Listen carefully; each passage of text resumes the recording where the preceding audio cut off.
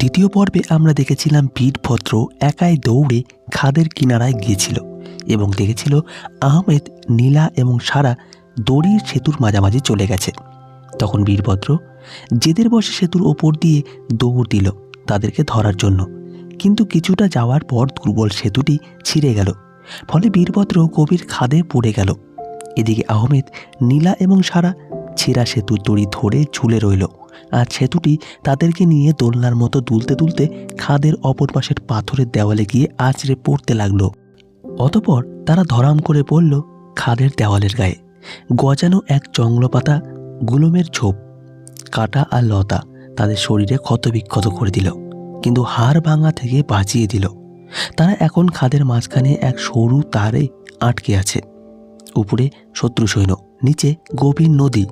সারা যন্ত্রণায় কাতরাচ্ছে, তার কাঁধ কুঁচকে গেছে, আর নীলা অজ্ঞান হয়ে গেছে। আহমেদ লতা ধরে কোনো মতে নিজেকে সামনে নিলেন, কিন্তু তিনি দেখলেন এই সরু তাকের পাশেই একটা ছোট্ট গুহার মুখ। গুহার মুখে খোদাই করা আছে প্রাচীন এক লিপি। লিপিটা আরবি নয়, আবার সংস্কৃত নয়, কিন্তু আহমেদের মনে হলো তিনি এই লিপি চেনেন। ছোটবেলায় বাবার কিতাবে তিনি এমন লিপি দেখেছিলেন। অতঃপর তিনি সারাকে টেনে তুললেন এবং নীলাকে কাঁধে নিয়ে গুহার ভেতরে ঢুকলেন। গুহাটা ছোট, কিন্তু ভিতরে অদ্ভুত এক শান্তি। বাইরের কোনো শব্দ এখানে ঢুকছে না। গুহার মেঝেতে পড়ে আছে একটি কঙ্কাল। কঙ্কালটির শেষ দাঁড়াতো অবস্থায়, তার সামনে একটি খোলা চামড়ার পেঁচানো বই। আহমেদ অবাক হয়ে দেখলেন কঙ্কালের আঙ্গুলে একটি আংটি, ঠিক যেমন আংটি তার বাবার হাতে ছিল। আহমেদ এগিয়ে গেলেন এবং একটি স্ক্রোল হাতে নিলেন, যেটি 1000 বছরের পুরনো, কিন্তু অক্ষরগুলো জ্বলজ্বল করছে। তিনি পড়তে শুরু করলেন। প্রথম বাক্যটি পড়তে তার রক্ত হিম হয়ে গেল। তাতে লেখা, যেদিন পশ্চিমের আকাশ রক্তবর্ণ হবে, সেই দিন শহরে কাদিমের নিচে ঘুমন্ত শয়তান জেগে উঠবে, আর তাকে জাগাবে এমন এক ইমাম যার হাতে থাকবে আমারই রক্ত। আহমেদ তখন নিজের হাতের দিকে তাকালেন।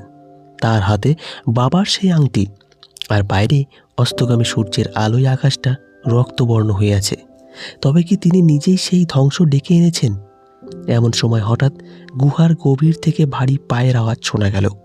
কেউ একজন হয়তো এগিয়ে আসছে, কিন্তু মানুষের পায়েলের আওয়াজ নয়, ধাতব কোনো কিছুর আওয়াজ মনে হচ্ছে। অতঃপর অন্ধকার ফুঁড়ে বেরিয়ে এলো এক বিশাল লোহমানব, প্রাচীন যুগের এক রোবট বা যান্ত্রিক প্রহরী। তার চোখে সবুজ আলো। সে সোজা আহমেদের দিকে এগিয়ে গেল। অতঃপর যান্ত্রিক কণ্ঠে সে বলল, হে প্রভুর রক্ত বহনকারী, আমাকে আদেশ দিন। তখন আহমেদ বুঝতে পারলেন এই যন্ত্রটি তাকে তার বাবার আংটির কারণে প্রভু হিসেবে মেনে নিয়েছে। আসলে এটি সেই প্রাচীন সভ্যতার এক পাহারাদার। এমন সময় সারা ফিসফিস করে বলল, হুজুর, আপনি উত্তর দিন, এটি আমাদের মারবে না, আদেশ চাইছে।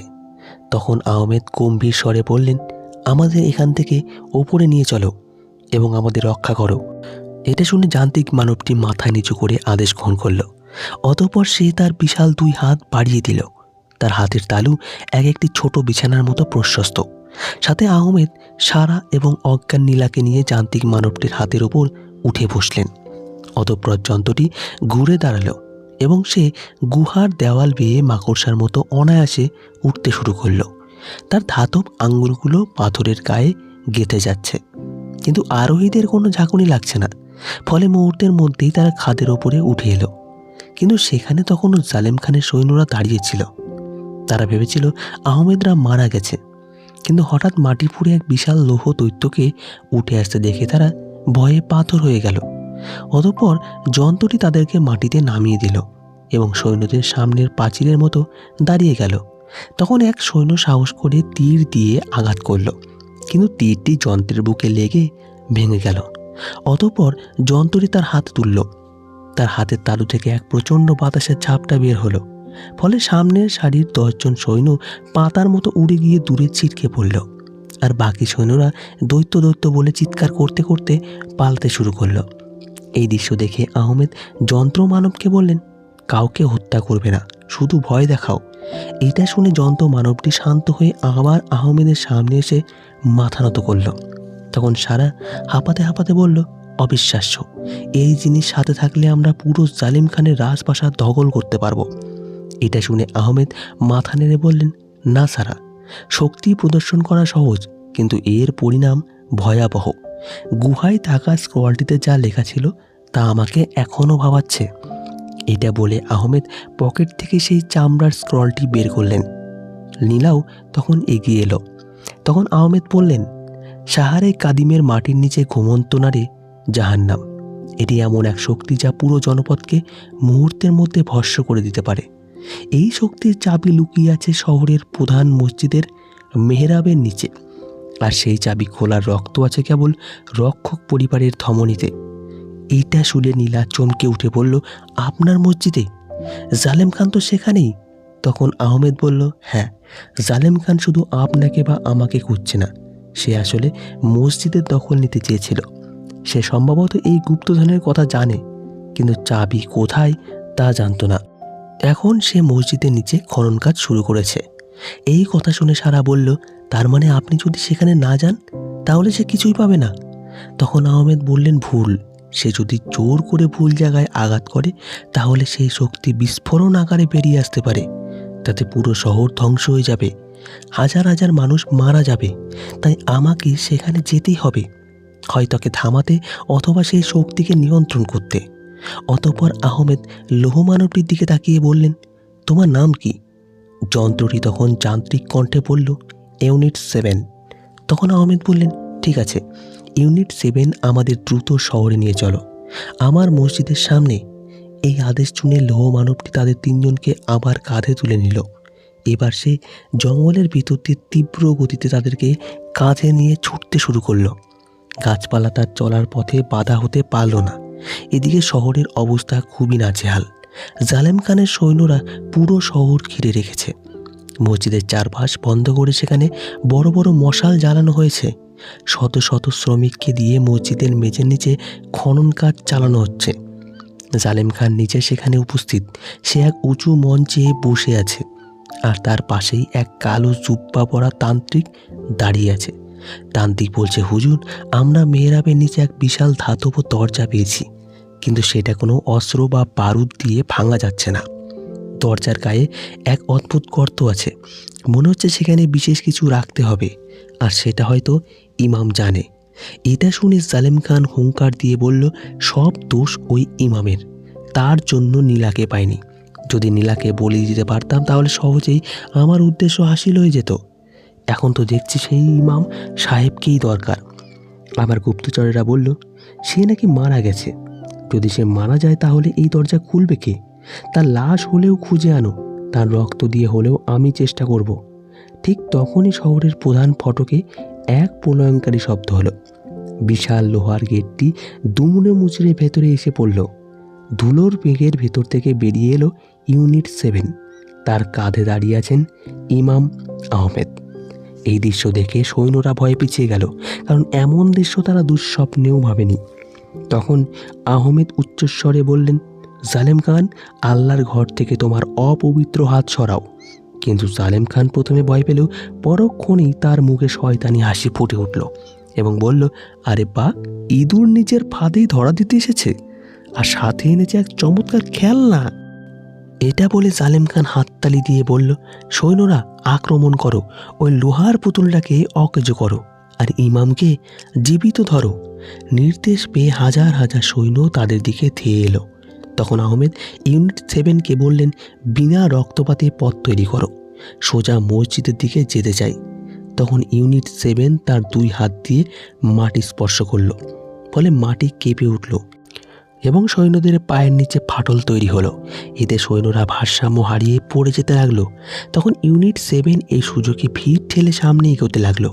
এদিকে সারা আর নীলা ইউনিট 7-এর পিঠে বসে তীর ছুঁড়ছে। সারার তীর সৈন্যদের পায়ে বা হাতে তীর লাগছে, কাউকে হত্যা করছে না। কিন্তু জালেম খানের তান্ত্রিক এবার তার ঝুলি থেকে কালো পাউডার বের করে আগুনের মশাল ছুঁড়ে মারল ইউনিট 7-এর দিকে। ফলে এক বিশাল বিস্ফোরণ হলো, ধোঁয়ায় সব ঢেকে গেল। এতে ইউনিট 7 টলে উঠল এবং তার একদিকের কাঁধের জয়েন্ট ক্ষতিগ্রস্ত হয়েছে। আর আহমেদ, সারা, নীলা ছিটকে পড়ে গেলেন মসজিদের আঙিনায়। তখন জালেম খান খাপ খোলা তলোয়ার হাতে মঞ্চ থেকে নেমে এলো। চারপাশে তার বিশেষ দেহরক্ষী বাহিনী। আহমেদ তখন উঠে দাঁড়ালেন, তার এক কপাল কেটে রক্ত ঝরছে। এখন তিনি একা ইউনিট 7 অকেজো হয়ে এক পাশে পড়ে আছে। তার সবুজ আলো নিভু নিভু। জালেম খান আহমেদের সামনে এসে বলল, ইমাম, তোমার খেলনা ভেঙে গেছে, এখন কি করবা?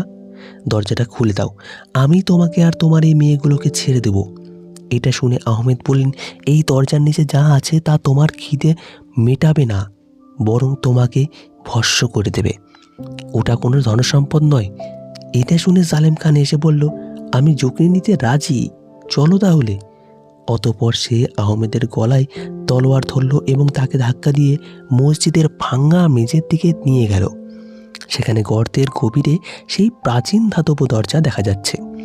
দরজার গায়ে অদ্ভুত সব জ্যামিতিক নকশা জ্বলজ্বল করছে। তখন আহমেদ দেখলেন দরজার মাঝখানে একটা হাতের ছাপ দেওয়ার জায়গা এবং সেখানে একটা ছোট্ট পিন আছে, যা হাতের তালু ফুটো করে রক্ত নেওয়ার জন্য তৈরি। জালেম খান বলল, হাত রাখো, নয়তো এই মেয়ে দুটোর গলা আমি এখানেই কাটব। এইটা শুনে সৈন্যরা সারা আর নীলাকে হাঁটু মুড়ে বসিয়ে দিল এবং তাদের গলায় তলোয়ার ধরল। আহমেদ একটা দীর্ঘশ্বাস ফেললেন, কারণ তিনি জানেন দরজা না খুললে এরা মারা যাবে, আর খুললে হয়তো পুরো শহর মারা যাবে। এমন সময় তার মনে পড়ল বাবার সেই ডায়েরির কথা। বাবা লিখেছিলেন, শয়তানকে জাগানো সহজ, কিন্তু তাকে বশ করতে লাগে ইমানের জোর। তাই আহমেদ ভাবলেন, হয়তো এটি কেবল ধ্বংসের যন্ত্র নয়, হয়তো এটি ব্যবহারের ওপর নির্ভর করে। অতঃপর তিনি করতে নামলেন এবং দরজার সামনে দাঁড়ালেন। তারপর বিসমিল্লাহ বলে তিনি হাত রাখলেন সেই খাজে। ফলে দরজাটি কেঁপে উঠল এবং নকশাগুলোর আলো নীল থেকে টকটকে লাল হয়ে গেল। অতঃপর দরজাটি আস্তে আস্তে খুলে গেল, কিন্তু ভেতর থেকে কোনো সোনাদানা বা মণিমুক্তা বেরিয়ে এলো না, বরং বেরিয়ে এলো এক অন্ধকারী শূন্যতা। আর সেই শূন্যতার মাঝখানে ভাসছে একটা কালো রঙের গোলক। গোলকটির গায়ে বিদ্যুতের মতো শক্তি খেলা করছে। জালেম খান এটা দেখে বলল, এটাই কি সেই শক্তি? এটা দিয়ে আমি বিশ্বজয় করব? অতঃপর সে হাত বাড়ালো গোলকটি ধরার জন্য। তখন আহমেদ চিৎকার করে বললেন, ছোঁবেন না, ওটা স্পর্শ করলে আপনি ছাই হয়ে যাবেন। কিন্তু জালেম খান শুনল না। সে গোলকটি স্পর্শ করল। স্পর্শ করার সাথে সাথে গোলকটি থেকে এক তীব্র কালো রশ্মি বের হয়ে জালেম খানের শরীরে প্রবেশ করল। এতে তার চোখ সম্পূর্ণ কালো হয়ে গেল। তার শরীরের শিরা উপশিরা কালো হয়ে ফুটে উঠল। সে মানুষকে ছাড়িয়ে এক দানবীয় আকৃতি ধারণ করতে শুরু করল। আহমেদ বুঝতে পারলেন এই গোলকটি কোনো অস্ত্র নয়, এটি একটি প্রাচীন প্যারাসাইট বা পরজীবী শক্তি, যা মানুষকে আধার হিসেবে ব্যবহার করে। জালেম খান এখন আর মানুষ নেই, সে এখন সেই প্রাচীন নারে জাহান্নামের অবতার। অতঃপর সে আহমেদের দিকে সাপের মতো হিস হিস শব্দে বলল, মুক্ত, অবশেষে আমি মুক্ত, ধন্যবাদ ইমাম সাহেব। এই বলে দানবটি হাত তুলে আহমেদের দিকে কালো আগুনের গোলা নিক্ষেপ করল। ঠিক সেই মুহূর্তে মসজিদের এক কোণ থেকে এক আজানের শব্দ ভেসে এলো। কোনো মানুষের গলার আজান নয়, বরং অকেজো হয়ে পড়ে থাকা ইউনিট 7 তার বুকের ভেতরের স্পিকার দিয়ে আজান বাজাচ্ছে। এটি তার শেষ শক্তি। অতঃপর আজানের শব্দে দানবটি থমকে গেল। সে কানে হাত দিয়ে আর্তনাদ করে উঠল। এই পবিত্র শব্দ তার সহ্য হচ্ছে না। তখন আহমেদ বুঝে গেলেন শব্দই এই দুর্বলতা। অতঃপর আহমেদ লাঠি হাতে তুলে নিলেন এবং বললেন, সারা, নীলা, পালানোর চেষ্টা করো না। মসজিদের মিনারে থাকা বিপদ সংকেতের বড় ঘণ্টাটি বাজাও, যত জোরে পারো। এটি শুনে সারা দৌড় দিল মিনারের দিকে, আর আহমেদ লাঠি উঁচিয়ে দানবের সামনে দাঁড়িয়ে বললেন, তোমার মুক্তি ক্ষণস্থায়ী, শয়তান, এবার রেহাই পাবি না। এই কথা শুনে দানবটি হেসে বলল, তুমি আমাকে কি দিয়ে আটকাবে? সামান্য লাঠি দিয়ে? এই বলে দানবটি তার হাত ঘোরালো। ফলে বাতাস চিরে এক বিশাল কালো আগুনের ধোঁয়া ধেয়ে এলো আহমেদের দিকে। তখন আহমেদ ভয় না পেয়ে বিসমিল্লাহ বলে লাঠিটা সামনে ধরলেন। তাতে আগুনের গোলাটি লাঠিতে লেগে ভেঙে দুভাগ হয়ে দুপাশে ছিটকে গেল। কিন্তু আহমেদের গায়েও আঁচড় আসলো না। এটা দেখে দানবটি অবাক হয়ে বলল, অসম্ভব, মানুষের সাধ্য নেই আমার আগুন আটকানোর। তখন আহমেদ শান্ত স্বরে বললেন, আগুনকে কেবল পানি নয়, নূর দিয়েও নেভানো যায়, আর এই নূর আমার ঈমানের। দানবটি এবার ক্ষিপ্ত হয়ে নিজেই দৌড় দিল এবং তার গতি বিদ্যুতের মতো। আহমেদ লাঠি দিয়ে আত্মরক্ষা করার চেষ্টা করলেন, কিন্তু দানবের শক্তির কাছে তিনি নগণ্য। এক ধাক্কায় আহমেদ ছিটকে গিয়ে মসজিদের অজুরখানা পানির ট্যাঙ্কের ওপর পড়লেন। অতঃপর দানবটি লাফ দিয়ে আহমেদের বুকের ওপর চড়ে বসল। তার কালো হাত আহমেদের গলার টিপে ধরে বলল, তোমার শেষ সময় এসেছে।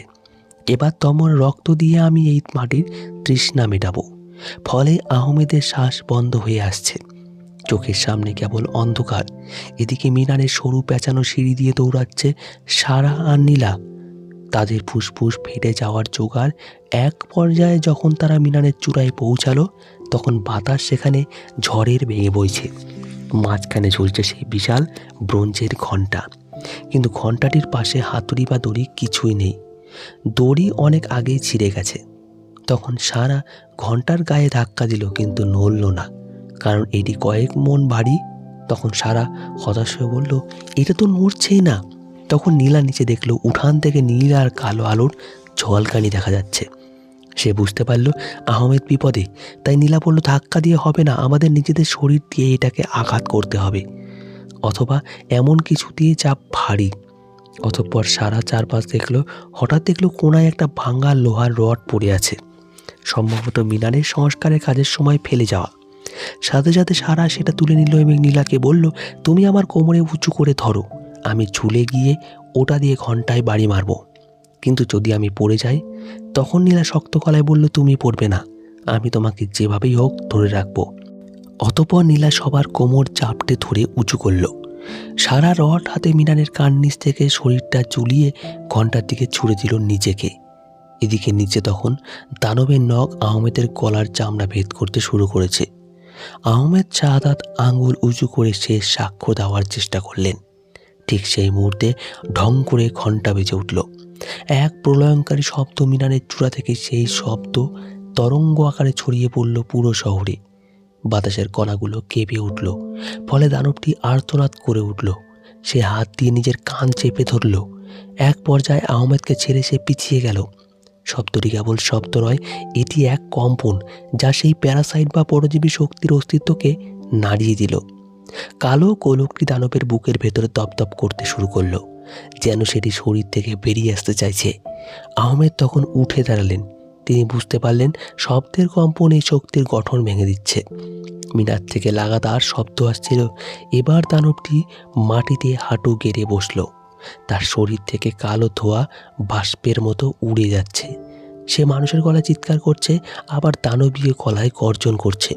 সে বলেছে, বন্ধ করো, এই শব্দ বন্ধ করো। তখন আহমেদ তার লাঠিটি হাতে নিয়ে দানবের দিকে এগিয়ে গেলেন এবং বললেন, তোমার খেলা শেষ। সালেম খান এই শরীর ছেড়ে চলে যাও। এটা শুনে দানবটি মাথা তুলল, যেন তার চোখ দিয়ে রক্ত ঝরছে। সে গর্জন দিয়ে বলল, আমি যাব না, আমি সব ধ্বংস করে দেব। অতঃপর সে তার বুকের কালো গোলকটি থেকে শেষ শক্তিটুকু সঞ্চয় করে বিস্ফোরণ ঘটাতে লাগলো। সে নিজেকেই বোমা হিসেবে ব্যবহার করতে যাচ্ছে। আহমেদ বুঝে গেলেন এখনই আঘাত করতে যাবে। তাই তিনি লাঠিটি বর্ষার মতো ধরলেন এবং দৌড়ে গিয়ে লাঠির তীক্ষ্ণ প্রান্তটি সোজা দানবের বুকে, সেই জ্বলন্ত কালো গোলকটির মাঝখানে আল্লাহ আকবর বলে ঘেঁষে দিলেন। সাথে সাথে এক মুহূর্তের জন্য সময় যেন থমকে গেল। তারপর এক প্রচণ্ড সাদা আলোর বিস্ফোরণ ঘটল, শব্দহীন বিস্ফোরণ। সেই আলো মসজিদের আঙ্গিনা, মিনার, পুরো শহর গ্রাস করে ফেলল। মিনারের ওপর ছাড়া আর নীলার চোখ বন্ধ করে একে অপরকে জড়িয়ে ধরল। সৈন্যরা ভয়ে মাটিতে শুয়ে পড়ল। কিন্তু আলো যখন মিলিয়ে গেল, তখন এক অদ্ভুত দৃশ্য দেখা গেল। মসজিদের আঙ্গিনার মাঝখানে দাঁড়িয়ে আছেন ইমাম আহমেদ। তার লাঠিটি পুড়ে ছাই হয়ে গেছে। মাটিতে পড়ে আছে জালেম খানের মৃতদেহ। তার শরীর কঙ্কালসার হয়ে গেছে, যেন ভেতরে থেকে কেউ যেন তাকে শুষে নিয়েছে। আর সেই কালো গোলকটি ভেঙে হাজার টুকরো হয়ে কালো বালির মতো ছড়িয়ে আছে চারপাশে। জালেম খান মারা গেছে, অশুভ শক্তি ধ্বংস হয়েছে। আহমেদ হাঁটু গেড়ে বসে পড়লেন। তার শরীরে আর এক বিন্দু শক্তি অবশিষ্ট নেই। অতঃপর সারা আর নীলা মিনার থেকে নেমে এলো। তারা দৌড়ে আহমেদের কাছে গেল এবং নীলা কাঁদতে কাঁদতে জিজ্ঞেস করল, হুজুর, আপনি বেঁচে আছেন? আহমেদ চোখ তুলে তাকালেন এবং হাসি দিয়ে বললেন, বেঁচে আছি, তবে আমার কাজ শেষ। অতঃপর সৈন্যরা ধীরে ধীরে উঠে দাঁড়ালেও তাদের নেতা মৃত দানবীয় শক্তি ধ্বংস হয়েছে। তাই তারা বুঝতে পারল না এখন কি করবে। হঠাৎ এক কোণ থেকে খটখট শব্দ শোনা গেল। ইউনিট 7 তার দেহের অর্ধেক অংশ পুড়ে গেছে, এক হাত নেই। সে খুঁড়িয়ে খুঁড়িয়ে আহমেদের সামনে এসে দাঁড়ালো। সে বলল, মিশন সফল রক্ষক। অতঃপর যান্ত্রিক কণ্ঠটি ধীরে ধীরে অস্পষ্ট হয়ে এলো। তার চোখের সবুজ আলোটি দপ করে নিভে গেল। প্রাচীন এই যন্ত্রটি তার শেষ কর্তব্য পালন করে চিরনিদ্রায় চলে গেল। অতঃপর সালেম খানের মৃত্যুর পর শহরের মানুষেরা নতুন শাসন ব্যবস্থা গড়ে তুলেছে। অত্যাচার আর ভয়ের কালো মেঘ কেটে গেছে। মসজিদটি নতুনভাবে সংস্করণ করা হয়েছে এবং সেই মেহরাবের নিচে সুড়ঙ্গটি চিরতরে বন্ধ করে দেওয়া হয়েছে এবং তার উপর ঢালাই করে দেওয়া হয়েছে, যাতে আর কেউ সেই নিষিদ্ধ শক্তির সন্ধান না পায়। তো বন্ধুরা, এই গল্পের সিরিজটি আপনাদের কেমন লেগেছে? আপনি কয়টি পর্ব দেখেছেন এবং কোন পর্বটি আপনার সবচেয়ে ভালো লেগেছে? কমেন্ট বক্সে অবশ্যই জানাবেন। আবার হাজির হব নতুন কোনো গল্প নিয়ে। ততক্ষণের জন্য ভালো থাকবেন, সুস্থ থাকবেন। ধন্যবাদ সকলকে।